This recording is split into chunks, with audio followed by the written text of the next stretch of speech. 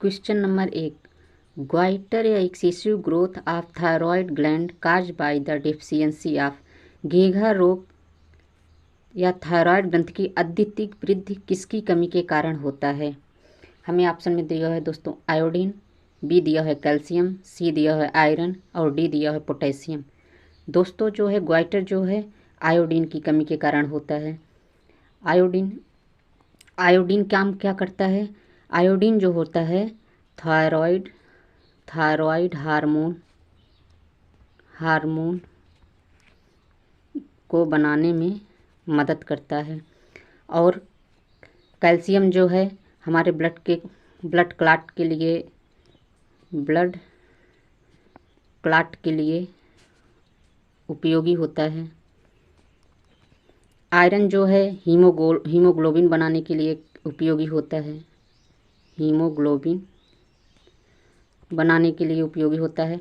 और sodium potassium pump जो है हमारे सेल में चलती रहती है और उसके लिए सोडियम पोटेशियम पंप को चलाने के लिए एटीपी की ज़रूरत पड़ती है। यानी हमारा जो है ये क्वेश्चन नंबर 1 का आंसर जो है आयोडीन सही है। और ये थायरॉयड वो घेघा रोग जो है ये इसका फिगर मैं दिखाने की कोशिश कर रहा हूँ। ये जो है गला सूज जाता है। ये थायरॉयड ग्लैंड जो है ये जो थायरॉयड ग्लैंड है देखिए ये इस अपनी साइज से थोड़ा बढ़ जाती है। क्वेश्चन नंबर 2 साइटोलॉजी इज कोशिका विज्ञान है क्या। कोशिका विज्ञान के अध्ययन को क्या कहते हैं। स्टडी ऑफ बैक्टीरिया जीवाणु के अध्ययन को, स्टडी ऑफ क्रॉप फसलों के अध्ययन को, स्टडी ऑफ सेल कोशिकाओं का अध्ययन, स्टडी ऑफ डर्मेटोलॉजी जनसांख्यिकी का अध्ययन। साइटोलॉजी जो होती है यह कोशिका के अध्ययन को कहते हैं। और स्टडी ऑफ बैक्टीरिया आप जानते हैं कि बैक्टीरिया के अध्ययन को कहते हैं। क्रॉप के अध्ययन को कहा जाता है एग्रोनॉमी।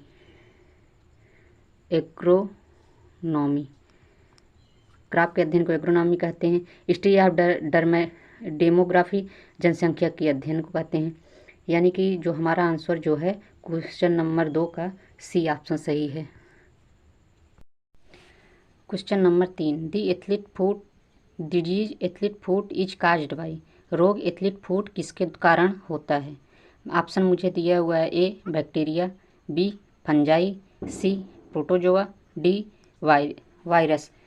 बैक्टीरिया को जीवाणु कहते हैं, फंजाई को कवक कहते हैं, प्रोटोजोआ वायरस को विषाणु कहते हैं। और ये एथलीट फुट जो है किसके द्वारा होता है, फंजाई के द्वारा होता है।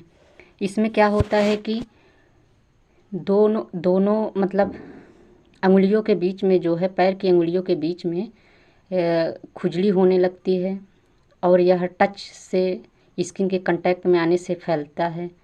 और तावल कपड़े दूसरे के यूज करने से भी ये फैलता है। और बैक्टीरिया से कालरा डिजीज आप सुने होंगे, ये बैक्टीरिया के कारण होता है। उसके बाद फंजाई, प्रोटोजोवन डिजीज जो होती है ये प्रोटोजोवन डिजीज जैसे कि हम कह सकते हैं आप मलेरिया का नाम सुने होंगे। मलेरिया एक प्रोटोजोवन डिजीज है। स्लीपिंग सिकनेस जो होती है ये प्रोटोजोवन द्वारा ही होती है। काला आजार जो है ये भी प्रोटोजोवन द्वारा ही होता है।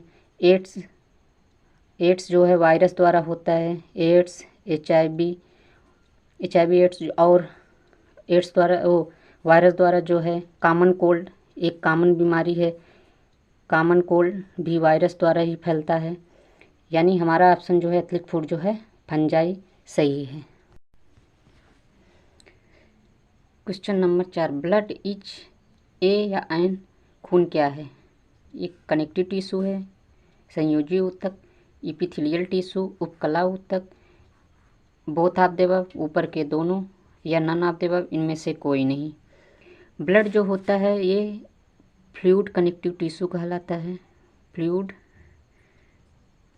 कनेक्टिव टिश्यू कहलाता है। यानी हमारा ऑप्शन जो है ए सही है, connective tissue.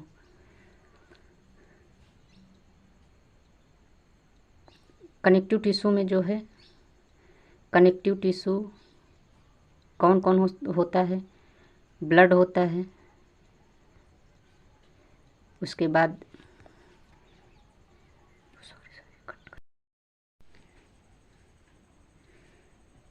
Question number 5, which is called power house of the cell in animal. जानवरों के कोशिकाओं में पावर घर किसे कहा जाता है?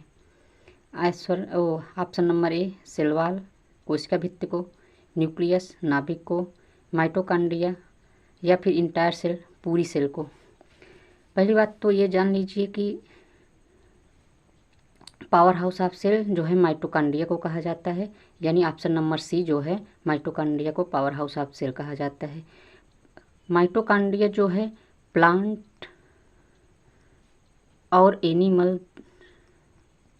एनिमल दोनों में पाया जाता है, यानी चाहे एनिमल दिया हो चाहे प्लांट दिया हुआ, कोई भी सेल हो, प्रोकैरियोट को छोड़ के, जितने प्रोकैरियोट होते हैं उनको छोड़ के सारी सेल में जो है माइटोकॉन्ड्रिया पाई जाती है, यानी हमारा ऑप्शन जो है माइटोकॉन्ड्रिया सही है।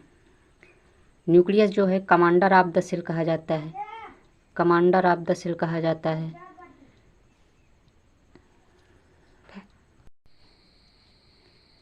Question number 6, human body vitamin A stored in. मानव शरीर में विटामिन ए को कहाँ संग्रहित किया जाता है? ऑप्शन नंबर ए हमें दिया हुआ है लीवर, बी दिया हुआ है किडनी, सी दिया हुआ है लंग्स और डी दिया हुआ है किडनी जिसे गुर्दा कहा जाता है। और विटामिन ए जो है लीवर में संग्रहित किया जाता है। ये जान लीजिए विटामिन 2 प्रकार के होते हैं, वाटर सोल्यूबल और फैट सोल्यूबल। वाटर सोल्यूबल जो होते हैं ये हमारे किसी भी शरीर में स्टोर नहीं होते हैं, और फैट सोल्यूबल भी लगभग सारे के सारे मोस्टली जो हैं वो अब मतलब स्टोर्ड नहीं होते हैं, हमें भोजन द्वारा ही लिया जाता है। यानी विटामिन ए जो है एक ऐसा विटामिन है जिसे लीवर में स्टोर किया जाता है। ऑप्शन नंबर ए जो है सही है। Question number 7, flowerless plant are known as. पुष्प रहित पौधे कहलाते हैं। Option number A phanerogams, B bryophytes, C thallophytes, D cryptogams. Flowerless plant पुष्प रहित पौधे मतलब जिसमें फूल ना लगते हों, ऐसे प्लांट को क्रिप्टोगैम्स कहते हैं। फिनेरोगैम्स को फ्लावरिंग प्लांट कहते हैं। फ्लावरिंग प्लांट को फिनेरोगैम्स कहते हैं। ब्रायोफाइट जो होते हैं ये क्रिप्टोगैम्स होते हैं। थैलोफाइट भी क्रिप्टोगैम्स कहलाते हैं। और क्रिप्टोगैम्स यानी कि ब्रायोफाइट थैलोफाइट्स में जो है फूल नहीं लगते हैं।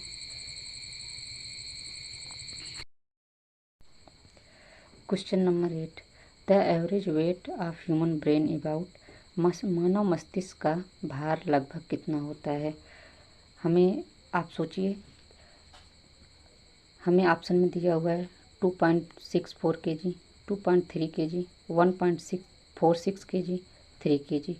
एवरेज वेट जो होता है मानव के ब्रेन का वो होता है 1200 ग्राम से 1400 ग्राम के लगभग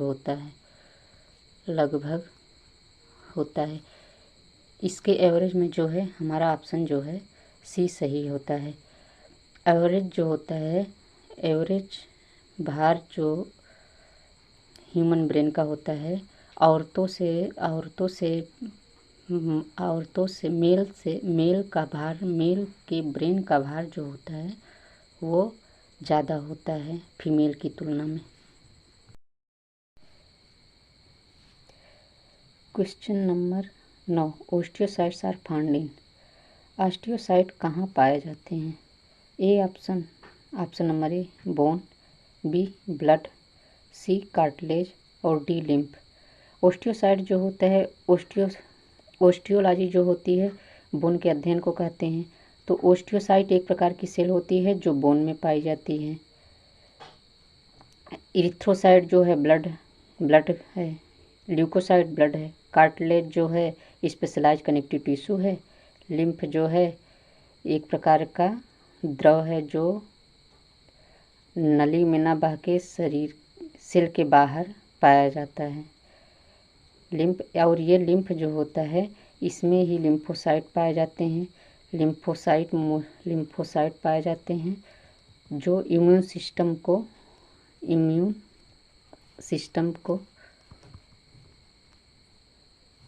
बनाते हैं।